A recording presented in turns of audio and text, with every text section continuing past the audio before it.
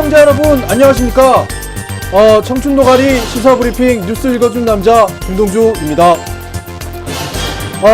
오늘도 역시 여러분의 관심사는 대선과 함께 하지 않았나 생각이 들어서 오늘은 대선과 관련된 이야기 쭉 모아봤는데요. 과연 어떤 얘기들이 있을지 살펴보도록 하겠습니다. 그 전에 도대체 스튜디오에서 왜 먹는 방송을 진행하는지 저는 도저히 이해할 수가 없는데 왜 그만 좀 먹어, 그만 좀. 말을 해야지. 이 뒤에 치즈 있어. 이거 이거 왜 남겨? 이런 거는 왜 남기냐고. 이거 내가 먹을 수도 없고. 하여튼 진행하도록 하겠습니다. 네, 진행해주세요. 네. 오늘 어떤 뉴스인지 잠시 궁금하네. 광고 보고 오겠습니다. 공식 광고 아시죠? 우리 광고 보겠습니다. 공식 광고? 공식 광고 있어요? 아니요, 공식 광고 있어요. 자, TV 광고입니다. 돌아갑니다. 내가 만일 하늘이라면 그대 얼굴에 물들고 싶 존경하는 국민 여러분, 행복하십니까? 국가가 나를 위해 존재한다고 느끼십니까? 나의 어려움을 함께 걱정해주는 정부라고 생각하십니까? 239번의 연살, 총 1680쪽의 연살관. 다 기억할 수 없다면 다음 세 마디만 기억해 주십시오. 기회는 평등할 것입니다. 과정은 공정할 것입니다. 결과는 정의로울 것입니다. 새 시대를 여는 첫 대통령이 되겠습니다. 사람이 정말 노래하는 거 다 부르지 뭐. 문재인. 그러자. 네, 공식 광고 보고 오셨습니다. 사장님이 이 광고로 도대체 돈을 얼마나 받는지는 모르겠지만 공식 광고 선정하셨고요. 거기에 또 한 가지, 이 광고 나가는 시간까지 저에게 광고를 하라고 하십니다. 말씀드리겠습니다.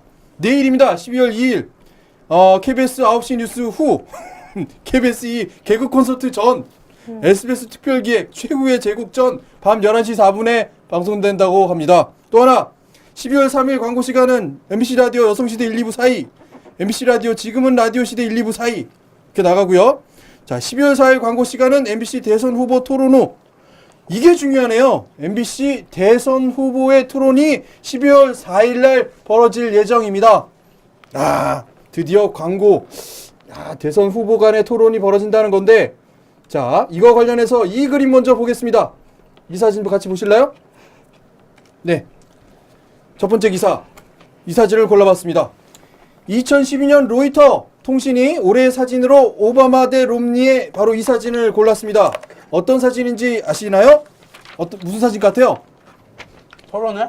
토론회 직전에 포즈 취하는 겁니다. 롬니 후보와 오바마 후보가. 네. 사실 미국 대선과 관련해서는 드릴 말씀이 좀 있는데, 첫 번째 토론회, 세 번의 토론회를 합니다. 그 중에서 첫 번째 토론회에서 롬니 후보가 오바마 후보에게 압승을 거둡니다. 토론회로서. 그리고 나서 롬니 후보의 돌풍이 불어 제껴지면서 사실 오바마 대통령이 쉽게 낙승을 하지 못하면서 마지막까지 막판에 몰리면서 승리한 부분이 있습니다. 그만큼 TV 토론이 정치가 발달된 사회에서는 중요하다라고 말씀을 드릴 수 있을 텐데, 다음 기사 바로 이걸로 보겠습니다. 들어는 봤나? 지포공주, 라겐락 공주. 무슨 얘기일까요? 자, 요 밑에 짜 보시면 아실 텐데, KBS, MBC, SBS가 후보들에게 각각 이제 단일화가 됐으니까 토론을 진행하자고 했습니다. KBS가 말한 부분에서는 은혜 후보는 답이 없고 문재인 후보는 참석하겠다 했고 무산됐습니다. 그래서 12월 4일 날 이것은 언론사 주관 토론회가 아니라 선관위가 주최하는 토론회가 벌어집니다. 이건 법적으로 꼭 해야만 하는 토론회입니다. 네. 그 전에 언론사 주관 토론회는 그래서 단 한 회도 개최되지 못했습니다. SBS에 대한 부분도 문 후보는 답했습니다. 그리고 마지막 MBC는 토론회를 열겠다는 말도 안 했습니다. 토론회를 그냥 열겠다는 생각도 안 하고 있어요. MBC. 조금 있다 왜 MBC가 이러는지에 대한 것도 잠시 짚어보도록 하겠습니다. 근데요, 그렇게 그 방송사마다 토론회를 꼭 해야 되는 거예요? 우리 정치 문화에서 좀 중요한 부분인데 방송사마다 법으로 정해져서 토론회를 주관하거나 주최하는 법은 없습니다. 선관위가 주최하는 토론회가 법으로 정해진 토론회죠. 네. 그런데 어떻게 된 거냐면 1997년에 12월 1일 날 처음으로 대선 후보 토론회가 이루어졌거든요. 그래봤자 거의 한 또 15년밖에 안 되는 거죠. 네. 이런 시간 동안에 이루어진 것이 토론회인데 토론회에 대한 부분이 너무 좋죠.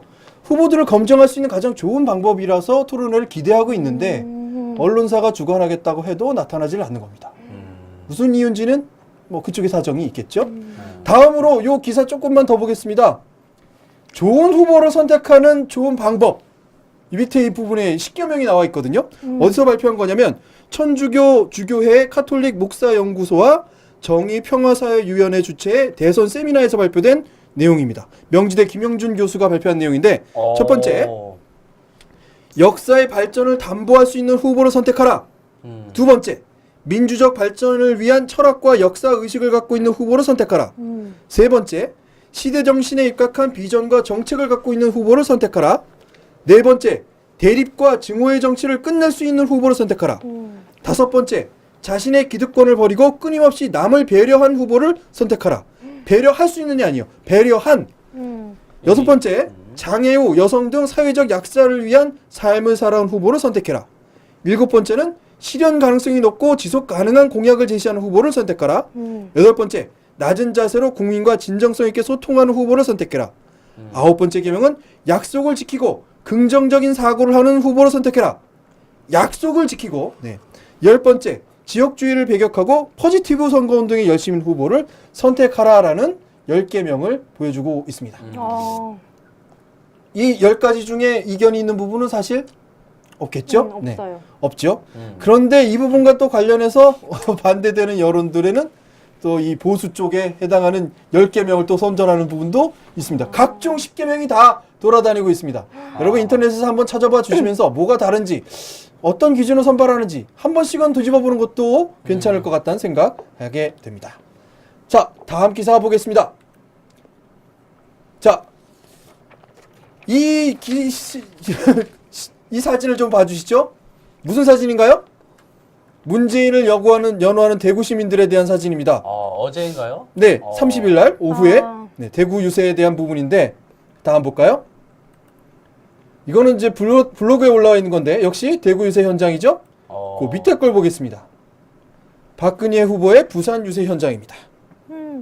무슨 차이인가요? 위에 좀 전에 보신 두 개의 사진과 이 사진과 어떤 차이가 있게 느껴지시나요? 느낌을 한번 말씀해 보시죠. 연우 씨 먼저. 근데 왜들 저렇게 막 보고 싶어 하는 것처럼 막 좀 이런 말이 부적합할 수는 있겠지만 꼭 우상 숭배하는 것 같이 저런 식의 그걸 하는지 모르겠네요. 그렇게도 볼 수 있겠네요. 지금 저게 대구와 부산이에요? 네. 그렇죠. 저는 약간 위에 사진이 약간 청년들이 좀 많이 보이고 아래 사진은 할머니들만. 다소 이게 연령층이 좀 이렇게 높으신 분들이 주로 계시는 것 같고 이 사진이 유독 그렇게 나온 건지 모르겠지만 아마도 이 대표적인 사진들을 골랐기 때문에 뭐 틀림은 없을 것이라고 생각하고 두 분이 정확하게 보고 계신다라는 말씀을 먼저 드리고 싶은데 지금부터 제가 드리는 말씀에 대해서 먼저 전제를 한번 깔고 싶습니다. 무슨 얘기냐면 이거는 제작진의 내용과는 전혀 상관없는 제 주장입니다. 제 주장입니다. 그리고 어렵기 때문에 저희하고도 상관이 없는 주장이에요. 뭐 이것 때문에 책임질 일 있으면 제가 책임지도록 말씀을 드리고요. 네. 첫 번째, 이번 선거의 가장 중요한 쟁점 가운데 하나가 세대 간의 분열 양상입니다. 어르신 세대와 청년 세대가 서로 다른 후보를 지지하고 있다. 그 현상이 지난번 대통령 후보 그리고 지지난번 대통령 선거부터 나타나기 시작하고 있습니다. 그리고 매우 심각하게 그 부분을 서로가 열올려서 떠들고 있고 청년들이 투표해야 된다. 어르신들이 이 나라를 구해야 된다라고 서로 선전하고 있습니다. 이건 현상이고요. 팩트인 것 같습니다. 이건 팩트입니다.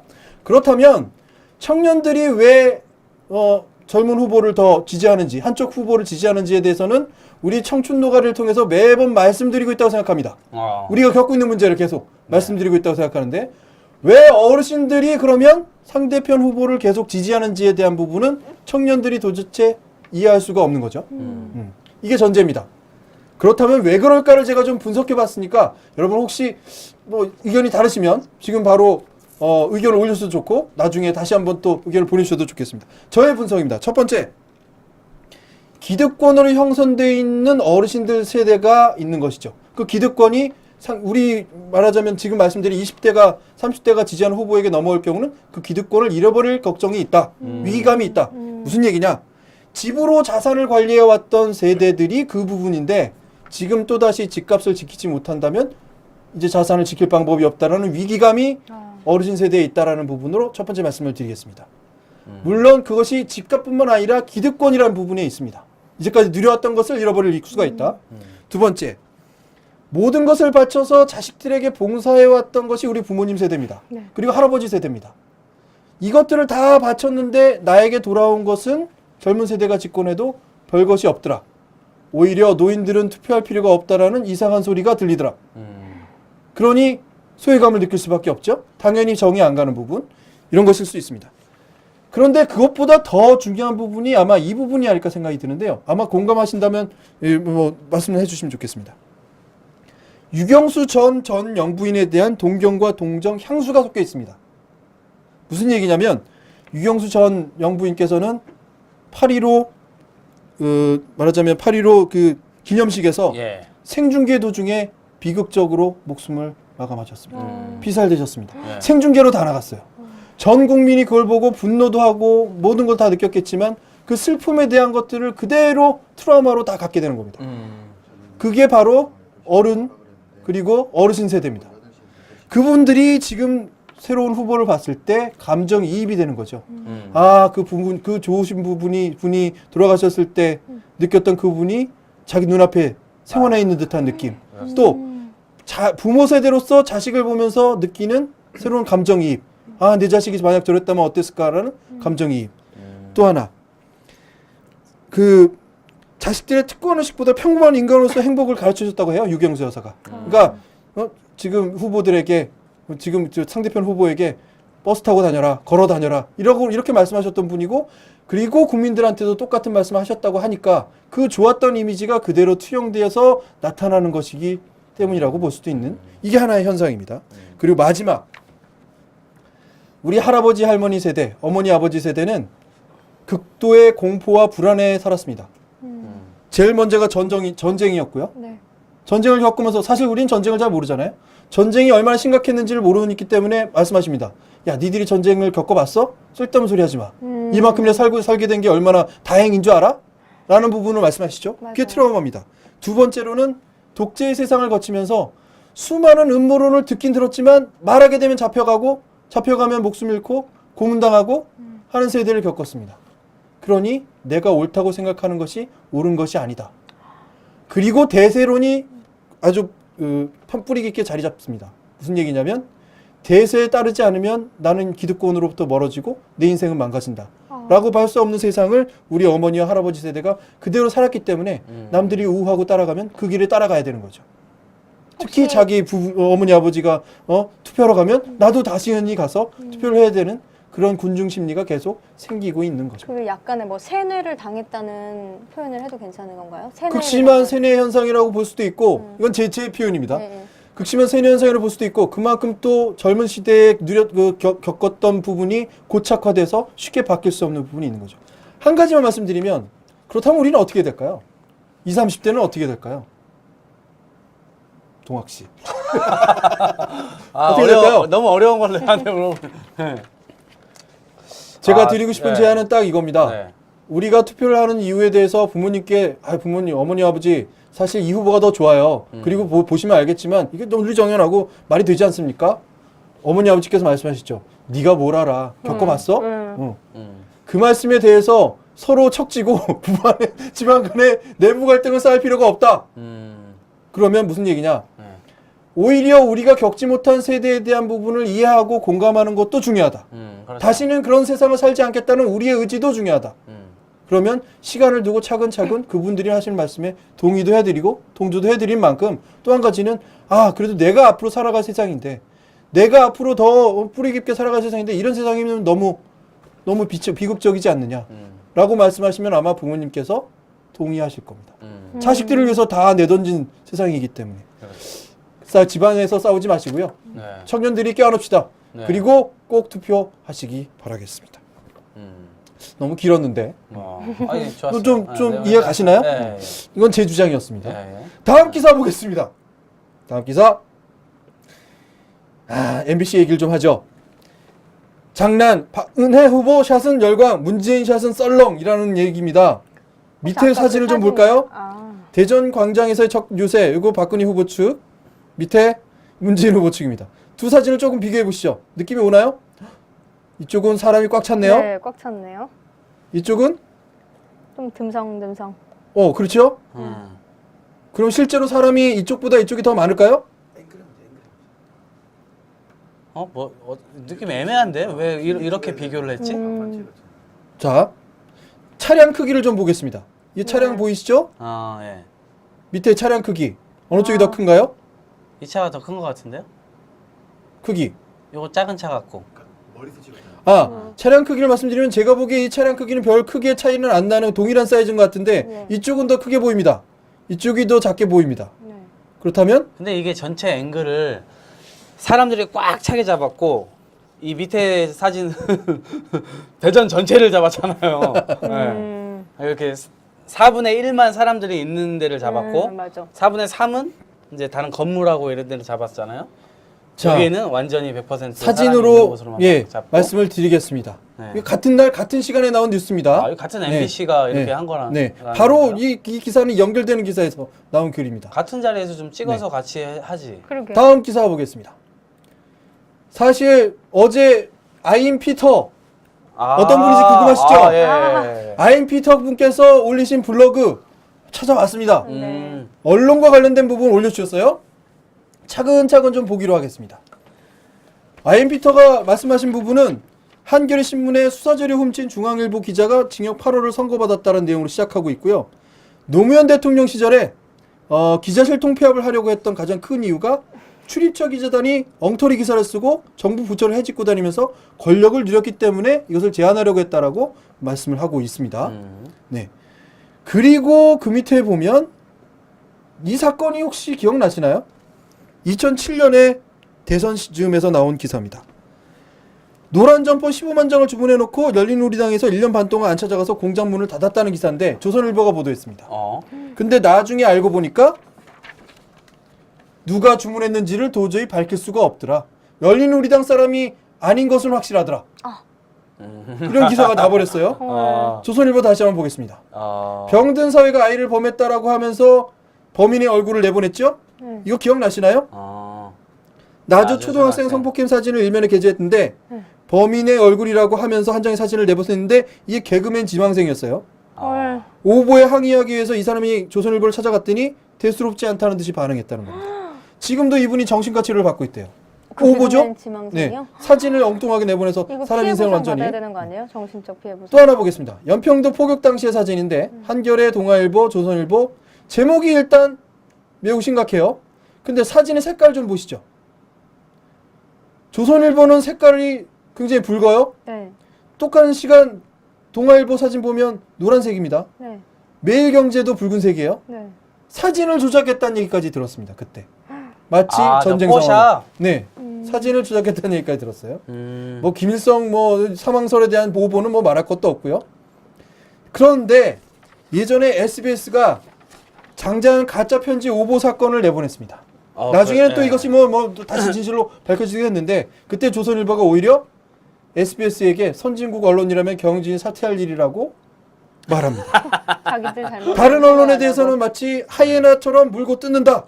자신들이 아주 완벽하고 올바른 언론인 것 같처럼 자랑하듯이 말한다. 이것이 피터님이 말씀하시는 내용입니다. 네. 또 하나. 그렇죠.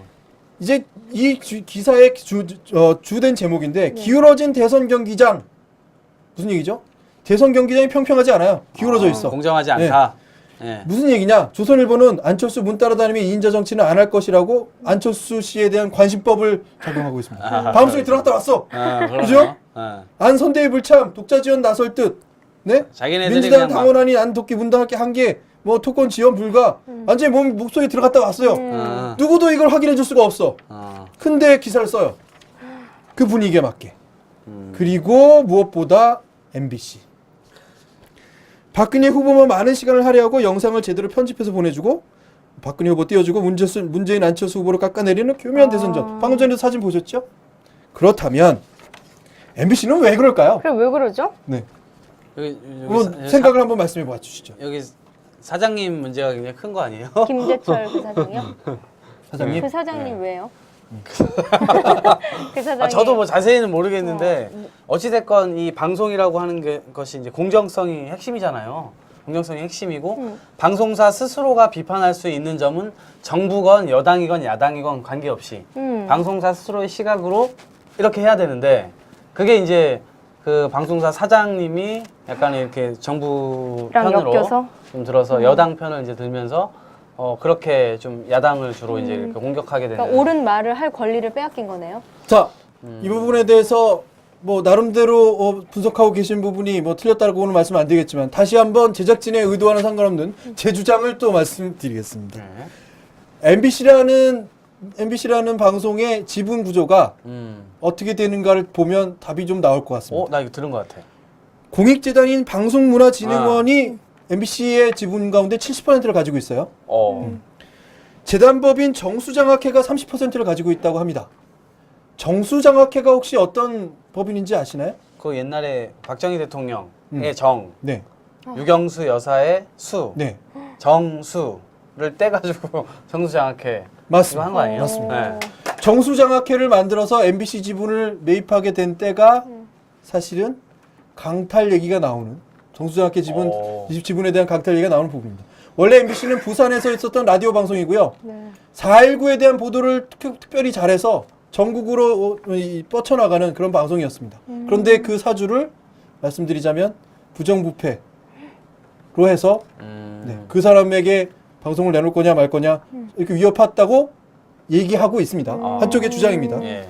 그래서 얻어진 정수장학회 지분이 그대로 지금 현재 최대 주주는 후보님이십니다. 은혜 후보님이 그렇게 되고 지금 계십니다. 최대 주주시죠? 네. 근데 그만뒀다고 하지 않으셨어요? 그만두셨다는 건 대표이사를 그만두신 거죠? 그렇죠? 여전히 지분 다른 분들이 운영하고 있으므로 나는 잘 모르겠다고 하신 거죠. 아. 지분의 대부분 30%에 대한 이 지분은 다 그쪽에 해당되는 부분입니다. 자, 그렇다면 방송문화진흥원의 70% 지분이 있기 때문에 30% 지분은 2대 주주가 돼서 별다른 영향력이 없어야만 합니다.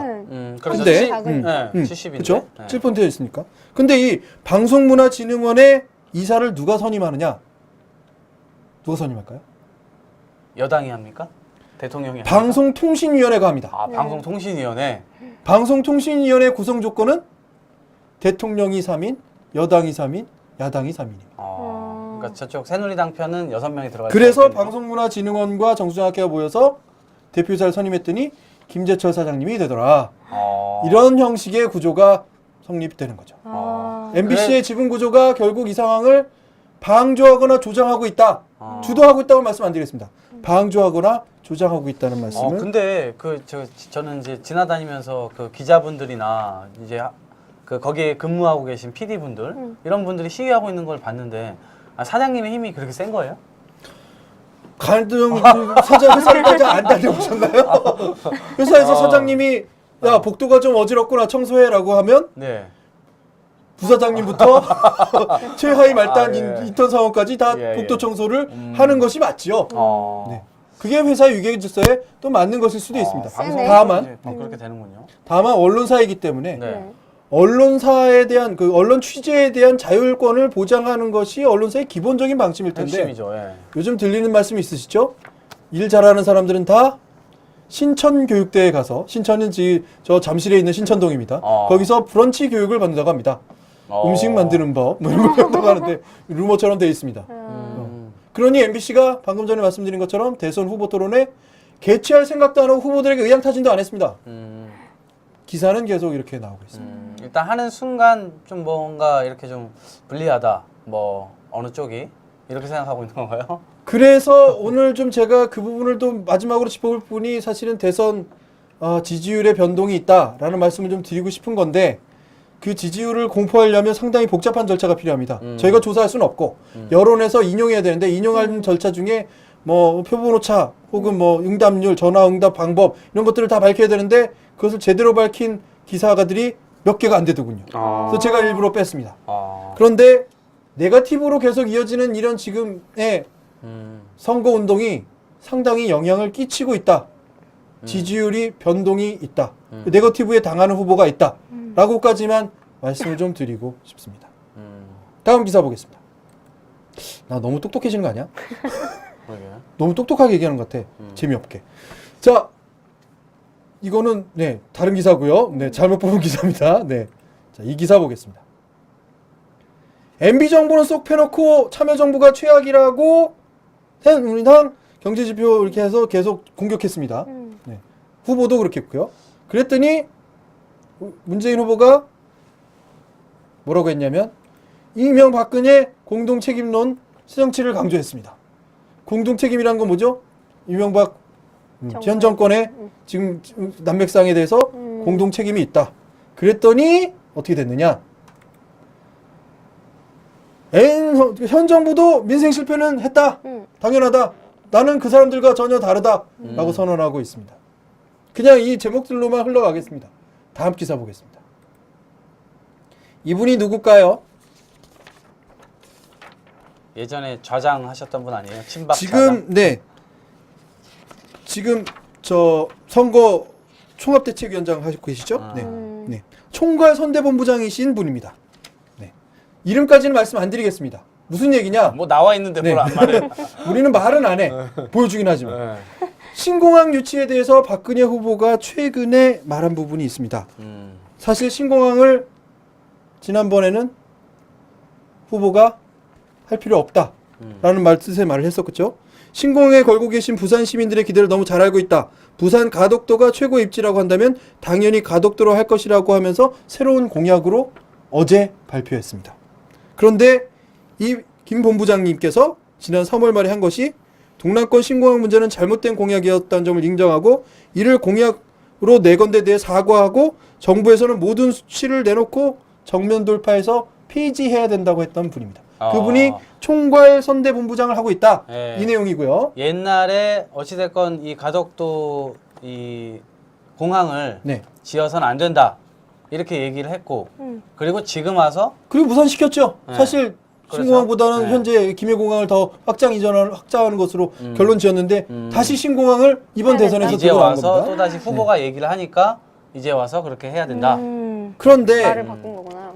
이 총괄 선대본부장께서 하신 말씀이 너무 엄청난 게 많아서 오늘은 꼭 이 얘기를 좀 해봐야겠습니다. 이분이 뭐라고 하셨냐면 최근의 얘기입니다.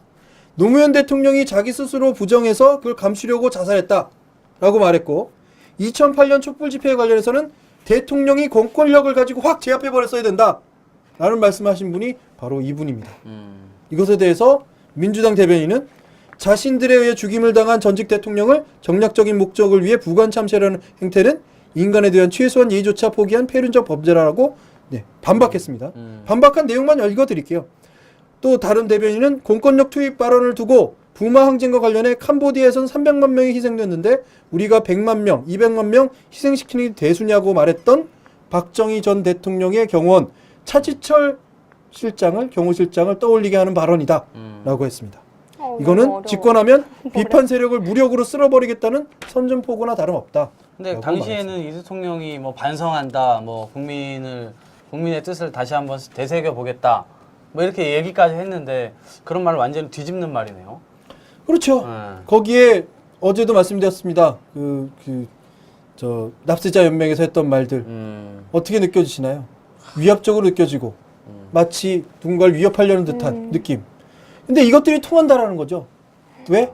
아까도 말씀드렸지만 우리 어머니 아버지 세대는 그런 부분에 굉장히 큰 트라우마를 갖고 있기 때문에. 근데 이런 말들이 젊은 세대는 굉장히 자극적이에요.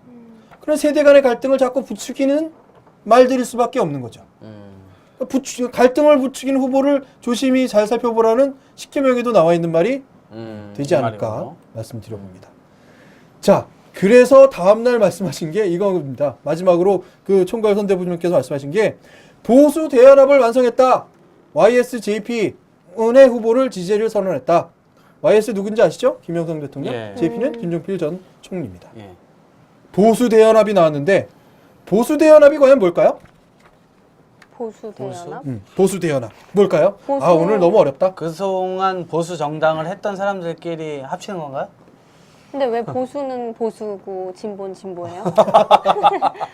보수가 뭔지 진보가 뭔지를 잘 모르겠죠? 나도 모르는 걸 잘 모르겠죠? 물어봐줘서 고마워요. 제가 예를 하나 들어보겠습니다. 네. 예를 5명이서 윷놀이를 하고 있습니다. 그 중에 한 명은 보수고 한 명은 진보예요. 한 명은 중도고. 그럼 2명 뭘까요? 한 명은 수구보수, 극우라고 하는 거죠. 한 명은 급진 좌파. 극자. 응, 응. 그래서 그렇게 분류할 수 있겠습니다. 5명이서 윷놀이를 하고 있어요. 근데 누가 자꾸 따요? 보수가 자꾸 따요. 보수가 따겠죠. 보수가 따고 수구보수 같이 따요.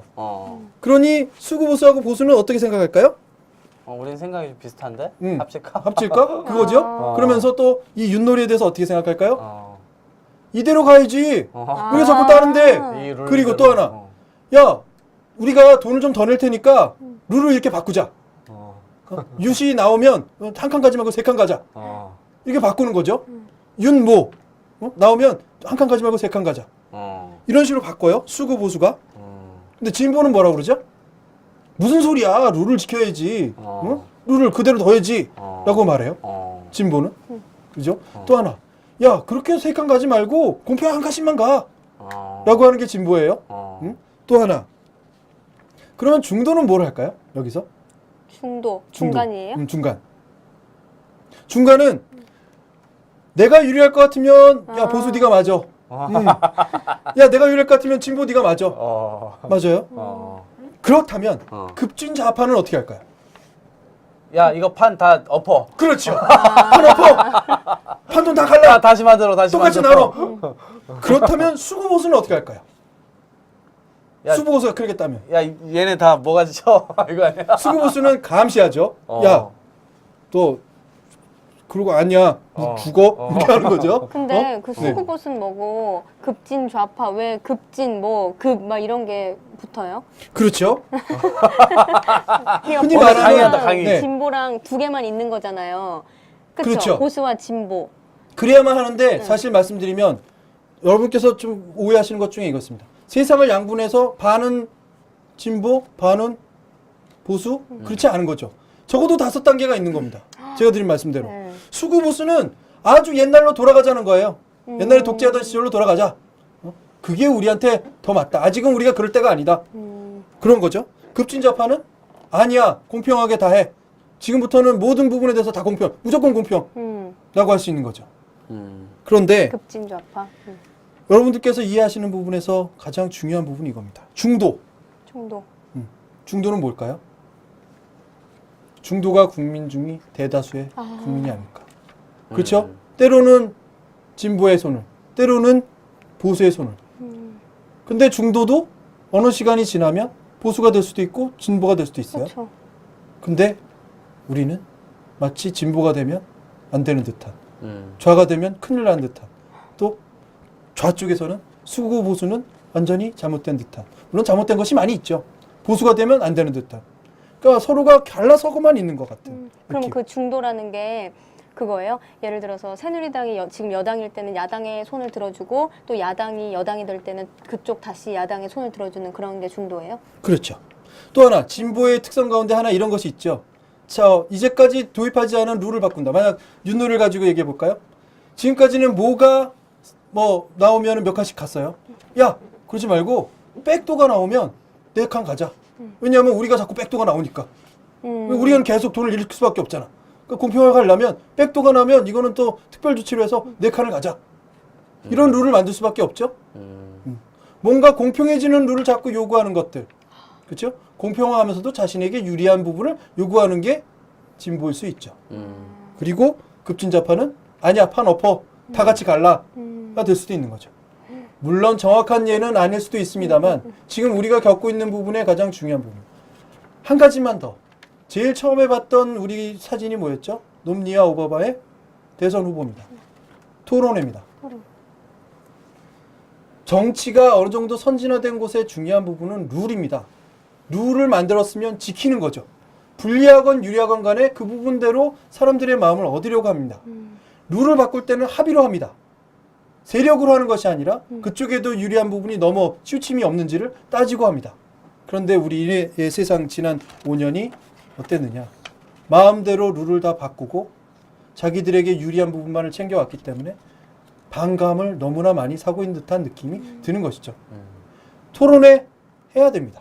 진보든 보수든 누가 더 진짜 옳다라는 거는 겨룰 수 없는 거잖아요. 확정 지을 수 없는 거잖아요. 그러니까 계속해서 싸우게 되는 거고 대립하는 거고 결국에는 두 양 방향이 있어야 그 올바른 길을 가는 거겠죠. 그렇죠? 근데 왜 그렇게 서로 되려고 싸우는 거예요?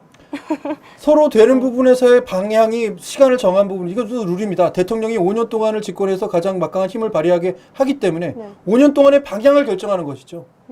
방향을 그쪽으로 가면 그쪽 방향에서 나머지 사람들은 조용히 할 수밖에 없고 말하지 못할 수밖에 없는 환경.